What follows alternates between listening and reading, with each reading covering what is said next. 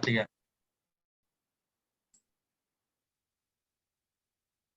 Salam sejahtera dan selamat datang kami ucapkan kepada semua yang bersama-sama dengan kami di ruangan ini. Nama saya Jonathan Win, selaku moderator atau pemuda bagi e-seminar pada hari ini. Segala pujian kepada Tuhan di atas keizinannya, kita semua pada hari ini dapat bersama-sama mengikuti sebuah e-seminar bertajuk De-Skilling, Mitos, dan Reality. Terima kasih sekali lagi kami ucapkan atas kehadiran Anda yang sudi meluangkan masa bersama kami mengikuti e-seminar ini. Untuk pengetahuan hadirin sekalian, e-seminar yang diadakan pada hari ini merupakan salah satu penilaian yang terdapat dalam kursus EH 20903, yaitu Masyarakat Industri dan Hubungan Pekerjaan. Semoga e-seminar pada hari ini akan memberikan sesuatu yang signifikan dalam bentuk ilmu dan manfaat kepada para hadirin sekalian.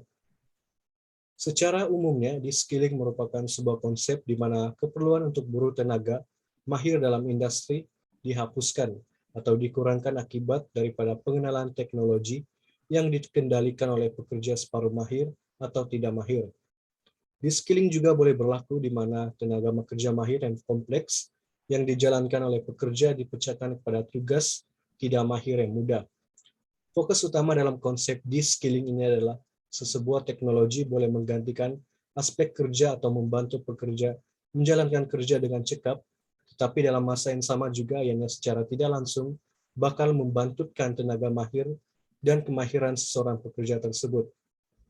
Oleh itu, sebelum kita mengulas dan menguraikan lebih dalam lagi, serta mendengar hujan dan pandangan mengenai adakah de-skilling ini merupakan mitos atau reality, ingin saya memberitahu dan memperkenalkan kepada para hadirin semua bahwa e-seminar ini akan menampilkan 4 panel yang terdiri daripada Saudari Mevly Jenny dan Saudara Immanuel Walter yang menjadi wakil panel bagi memberikan hujan dan penerangan berkaitan de-skilling adalah mitos.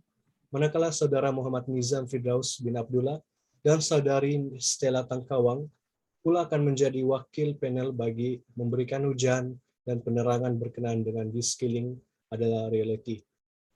Untuk meneruskan sesi kita yang seterusnya, izinkan saya untuk bertanya kabar kepada panel pertama, yaitu Saudari Mevly Jenny, yang menjadi wakil panel bagi memberikan ujian berkaitan de-skilling adalah mitos, dan sekaligus memberikan pandangan beliau berkaitan dengan hal ini. Apa kabar Saudari Mevly?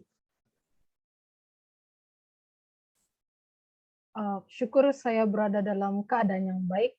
Terima kasih moderator atau pemuda acara bagi seminar kita karena bertanya. Saya akan memberikan pandangan berkaitan dengan mitos de-skilling ini. Baiklah, sebenarnya mitos de-skilling ini wujud di kalangan majikan atau organisasi yang memberikan corak pemikiran dan bertujuan memonopoli pekerja bahwa konsep de-skilling ini adalah suatu perkara yang baik dan memudahkan pengurusan kerja karena pekerja hanya perlu fokus kepada satu skop tugas saja bagi memaksimumkan keuntungan dan ingin mencapai tahap kepuasan pelanggan. Seiring dengan perkembangan revolusi industri 4.0, penggunaan mesin telah memberi impak terhadap perkembangan industri pada masa kini. Misalnya, dalam kilang industri otomotif kereta dan kilang industri pemprosesan produk makanan. Hal ini di mana mesin-mesin yang menghasilkan produk secara domestik mampu bertindak untuk melaksanakan kerja-kerja pemprosesan dan penghasilan barangan secara berperingkat tanpa pengendalian manusia sepenuhnya. Jika dilihat pada abad ke-19 di Britain, majikan lebih suka pekerja yang mempunyai kemahiran yang tinggi dan akan diberi upah yang lebih tinggi. Namun pada masa kini, majikan lebih suka mencari pekerja yang kurang berkemahiran atau pekerja asing karena kos pembayaran gaji jauh lebih murah berbanding pekerja yang berkemahiran tinggi. Oleh itu, de-skilling ini menyebabkan pengurangan terhadap pekerja berkemahiran meningkat karena teknologi mesin dalam industri kurang memerlukan kemahiran yang tinggi untuk mengendalikan mesin untuk membuat satu produk. Seterusnya, penggunaan mesin ini memang tidak asing apatah lagi berlakunya transformasi teknologi baru seperti robotik, kecerdasan buatan, dan internet benda. untuk mengendalikan sebuah mesin tersebut. Ekoran dari perkembangan ini, kita dapat lihat bahwa mesin ini telah wujud dalam kerja harian manusia dan merupakan suatu benda yang dapat memudahkan sesuatu tugasan yang kita lakukan pada setiap hari.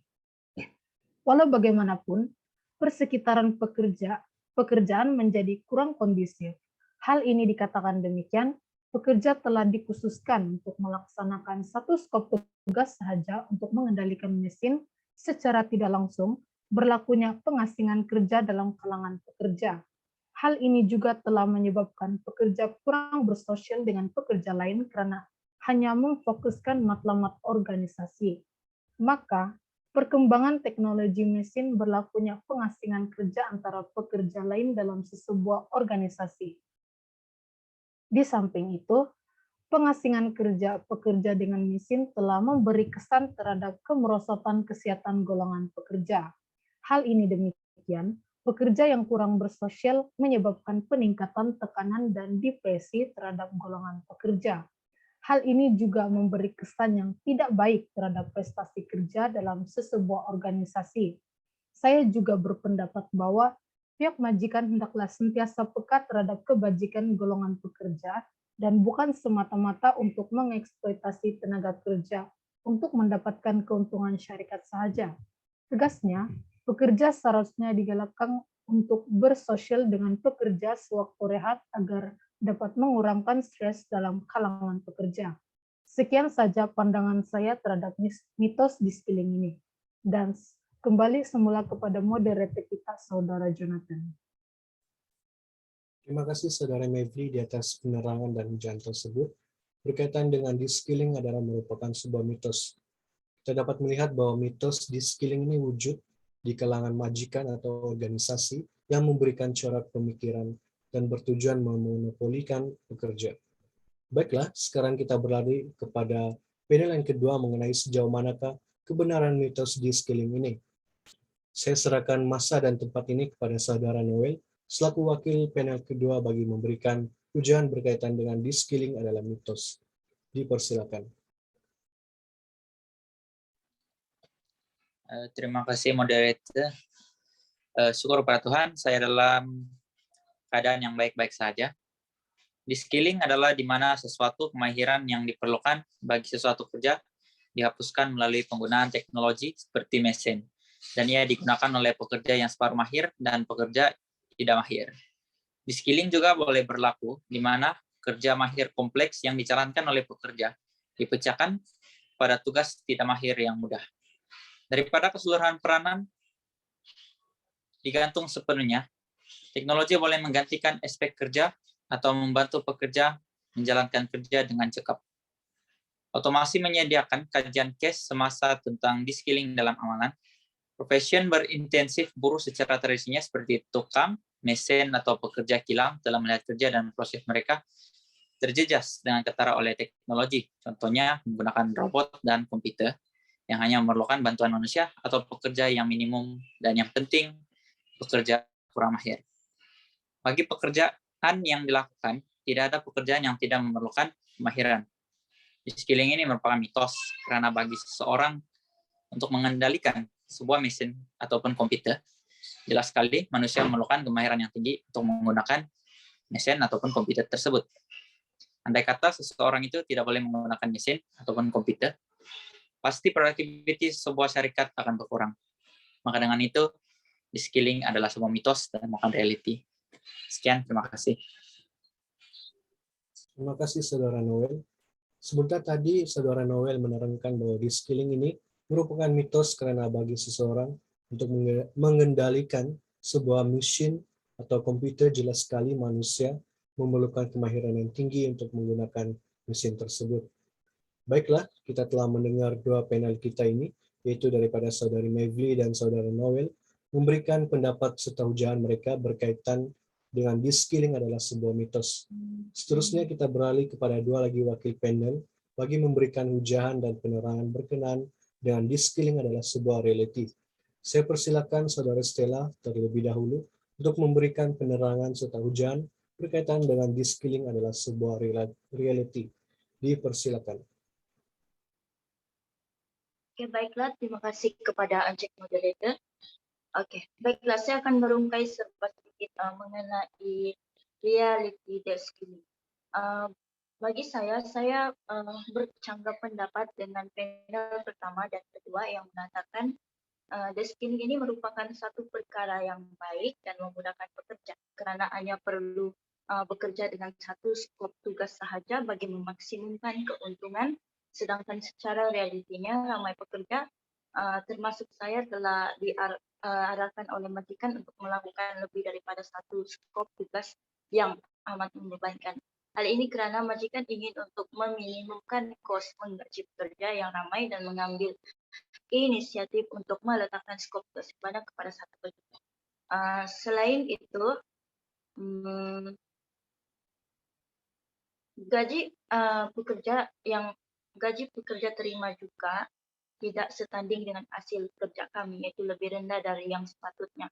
Saya mengatakan sedemikian kerana saya pernah bekerja lebih daripada jam yang sepatutnya dan menyebabkan saya balik lewat malam dan keletihan.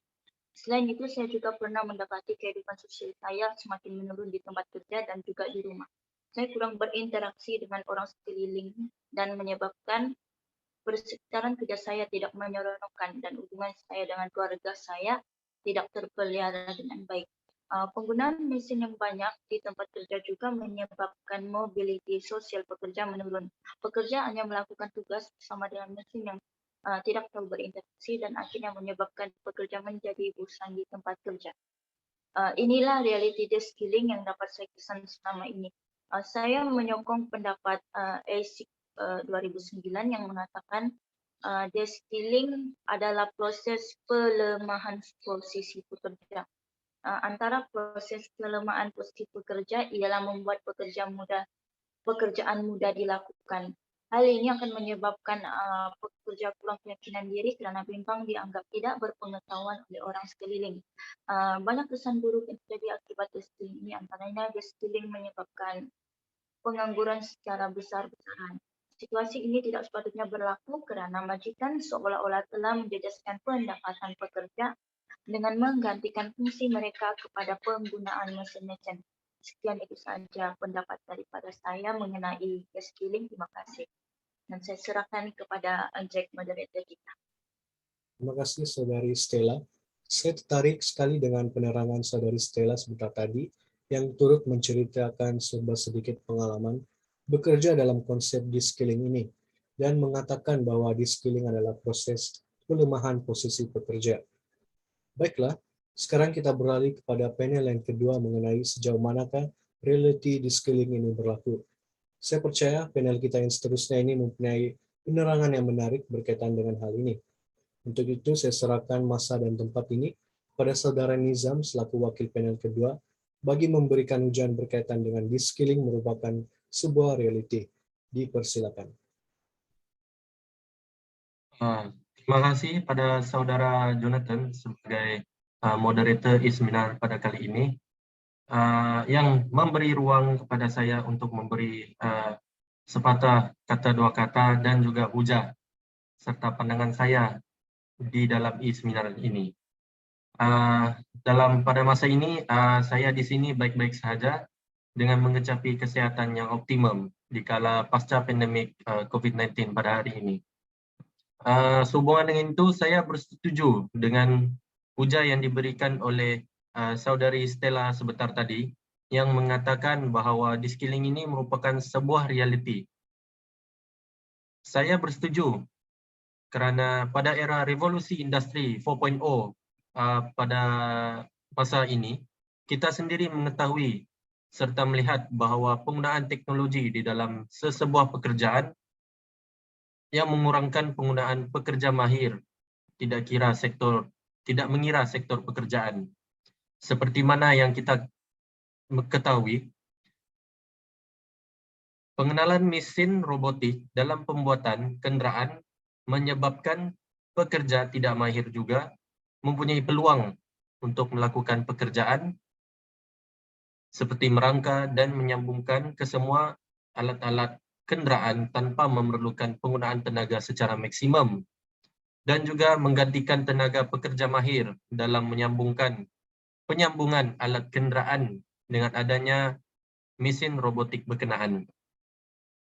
Pendapat saya ini disokong dengan hujah yang diberikan oleh Braverman pada tahun 1974 yang mengatakan bahawa cara pengeluaran barangan dan perkhidmatan yang dikendalikan oleh kalangan kapitalis pekerja yang mempunyai kemahiran dalam sebuah skop pekerjaan tersebut mengalami penurunan dari segi penggunaan tenaga kerja mahir mereka.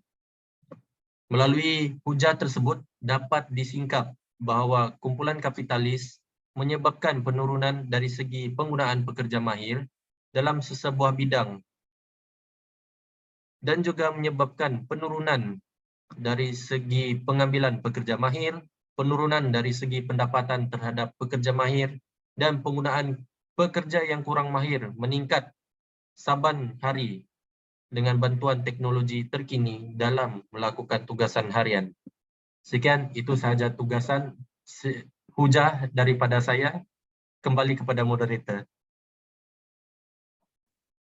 Terima kasih Saudari Nizam di atas hujan dan penerangan yang sangat menarik, di mana penggunaan teknologi dalam sebuah pekerjaan akan mengurangkan penggunaan pekerja mahir, tidak mengira sektor pekerjaan, sekaligus menjawab persoalan bahwa de-skilling ini adalah sebuah realiti.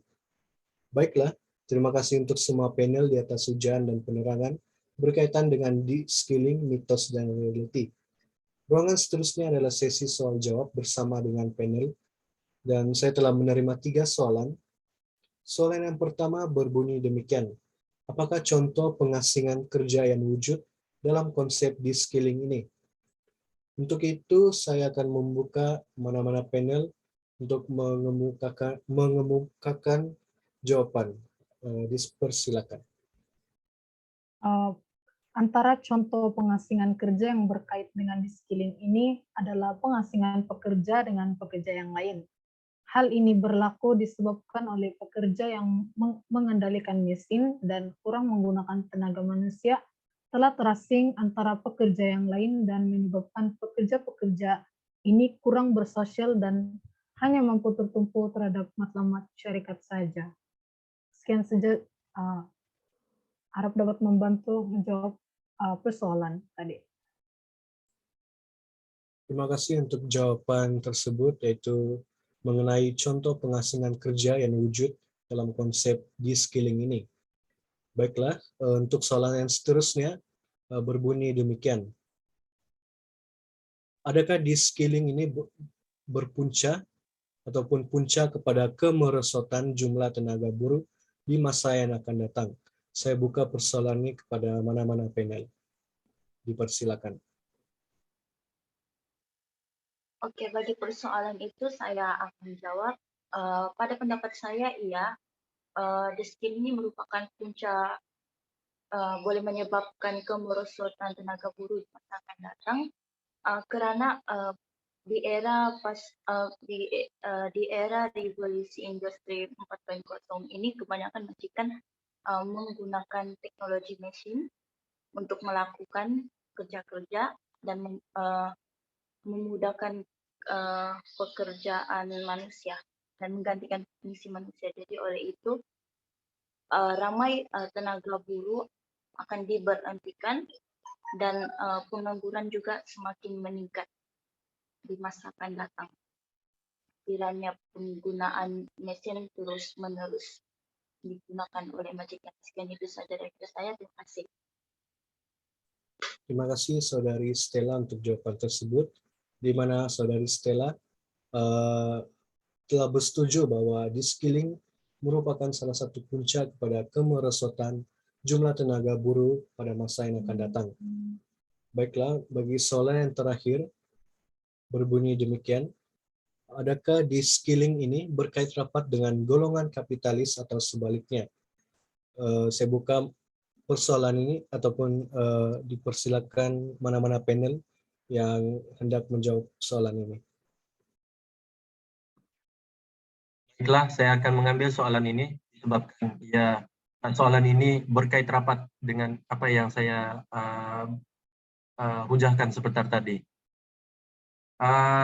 tidak dinafikan bahwa de-skilling ini sangat berkait rapat dengan golongan kapitalis, disebabkan de-skilling ini dicipta oleh golongan kapitalis untuk membawa pekerja kurang mahir